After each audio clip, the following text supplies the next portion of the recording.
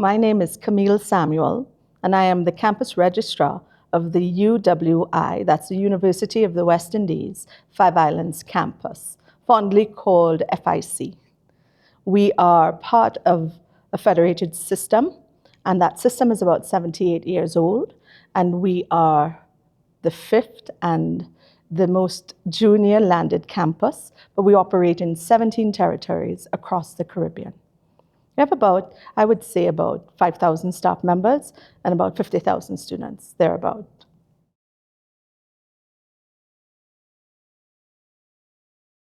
Our campus is about 7 years old. The system is about 78 years old. So we knew that to deploy Banner SaaS, it was, or is in fact, the game changer for us. As we continue to place load on the campus, we had to make sure that we were scaling with something that could take us the distance. We're not like the other campuses where they have decades of experience on Banner and thousands of staff members. We have probably departments boasting of about 2 people, right? But as we get up to speed, the understanding that Banner SaaS was the way forward is in fact the deciding factor for us. If you're asking about the challenges in deploying SaaS, well, we had to be sure that we couldn't deploy everything all at the same time. So, we won an award for the fastest deployment. But I have to tell you, the way that we did it is that we decided to unbox 2 things, Banner Student and Banner Finance. And we did the most viable pieces of the product to keep the backbone intact. And so we deliberately went live with student registration and Banner Finance during the August term, which was the start of the new academic year for us. And so we had a huge team from across the other campuses, an Elucian team and an Evisions team, all on a Zoom call, and anybody in the environment who needed help could just jump onto that call to get some help. So it was a deliberate, focused, and collective effort to ensure that we did not introduce drama to the community.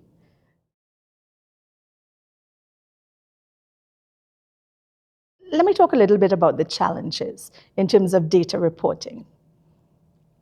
I guess I am known as a very hands-on registrar and, in fact, defined as a funky tech. So, of course, when we got Elucian Insights, I came up with a list of 70 reports that I thought the community needed by academic department, by the principal's office, by the office of the campus registrar. I had reports well-defined and well-orchestrated for everyone. And I just sent it out to everybody and I asked, which reports should we build first for you? And there was silence because nobody knew what they wanted because they had not been in the habit of being asked. What reports do you want? They were so stuck in the narrative that reports don't match. We publish in the OCR the figures, and then the academic departments would always commonly say, those aren't our figures. We have more students than that. And it's about survivability for them as well. Because if we are underreporting or overreporting, that has its own challenges. And so I think we were able to move, as per good change management, the discussion where everybody started to see me presenting in the academic board sessions with all of their figures, with a lot of data that we had visualized. And I had learned that from Evisions, so that I was trying to get insights to do the same thing that I had grown accustomed to in Argos reporting. And pretty soon, the narrative changed from, I don't know what I want, to give me that. I want that. And I'm only getting pieces of it. So we then had to have a discussion about access. Who should access what? What about data privacy in terms of the PII details, right? The personally identifiable data. And so we had to come to terms with that very quickly. And so our small size was in fact a strength because we could reach everyone and have discussions on what you do and what you don't do with it, how you email it and how you don't email it. We were fortunately part of a system movement for the deployment of good data security and data management protocols. And that dovetailed very well with the discussions that we were having. So the challenges became our strength, and our collective effort towards better data reporting became a defining element of this deployment.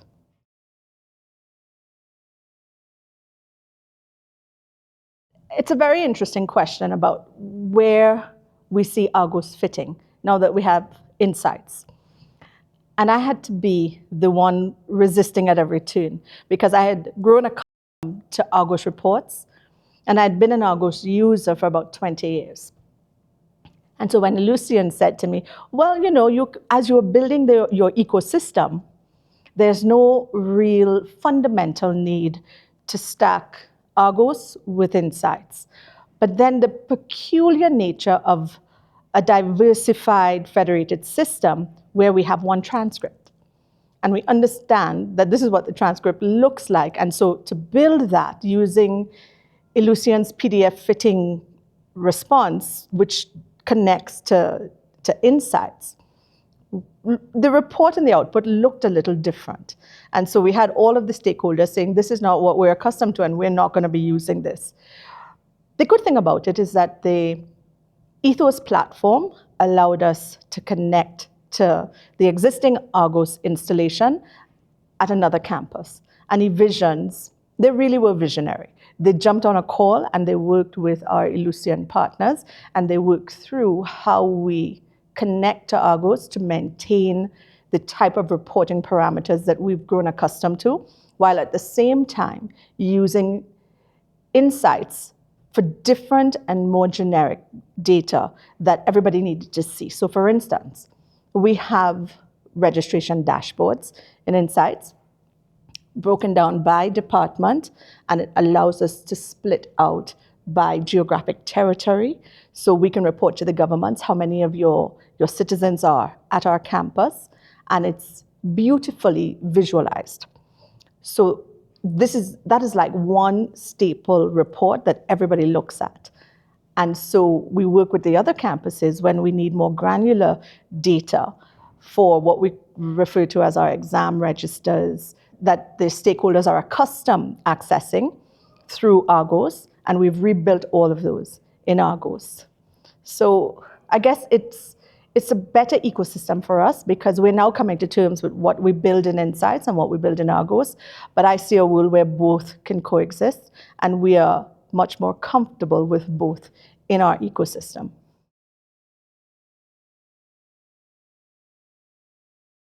Part of our system is that we report and we are funded by 17 governments in the territory. And every Monday morning, they require a different report.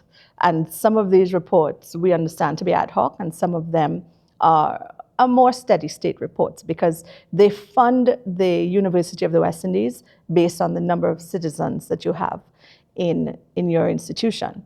Right now, we're going through some budgeting cycles so that at every turn, when the various stakeholders are requiring the details, we have to get the data very quickly. And so Argos is our go-to because we understand that we have decades of experience pulling the data set from Argos. Those blocks are built, and everybody knows where to find it. So even as we transition fully to SaaS, and we're not done with the SaaS story yet, we're still unboxing elements of SaaS. It allows us to have a steady state on a platform that we know and love, and one that we know our stakeholders can access. For us, Argos is like our vitamin A. It allows us to see the data, and so I don't see a world where we operate without Argos.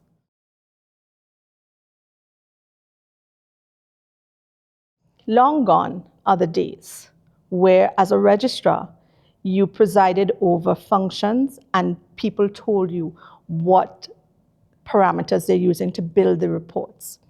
You have to be not a techie, but you have to get in front of technology in such a way that you are part of the narrative as you shape the data coming to you. That's the only way you can report on it, and it's the only way that you can intervene. Right now, we are able to see in real time students, for instance, who are attending or not attending their classes. we're able to see student athletes who are struggling. And so it is in a real sense, if you want to grow your institution and if you want to report as a registrar and understand the guts of the operation in a really fundamental way, you have to do a deep dive into the data that we're collecting and the cleanliness of the data and how you are referring to the data. Right? It's not just a data dictionary. It's an understanding of the inputs that others are processing on a daily basis to give you the data set. You're going to have to scale with the technology that you deploy, and it's not somebody else's job. It really is your job to understand what's out there and to understand how you can pull those levers to get the institution where it needs to get to.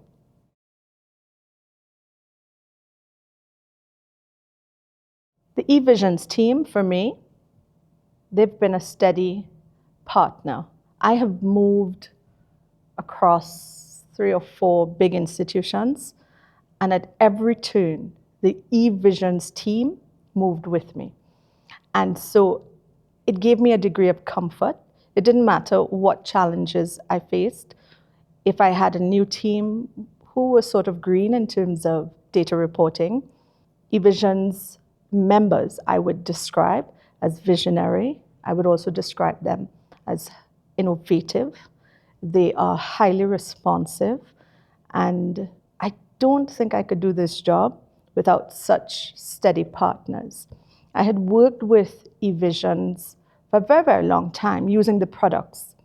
But around 2015 is when I started to meet the Evisions team members as IT reported to me.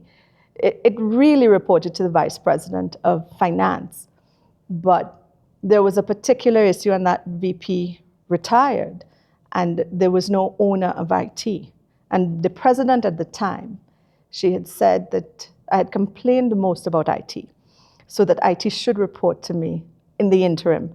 Well, it reported to me and it never left my portfolio because IT was that strategic intervention to help me to reach our students. And Evisions partnered with me. I didn't have to learn tech. I learned tech along the way. And so when people call me a funky tech, I say, well, yeah, it's true, but it really is the Evisions partnership that stayed the course with me. And it didn't matter if it was a networking issue, and if the issue had nothing to do with reporting and nothing to do with Evisions. There are a few persons who just walked that path with me. I can't sing the praises of Peter Wilbur enough. It didn't matter which institution. Peter never asked, which campus are you at now?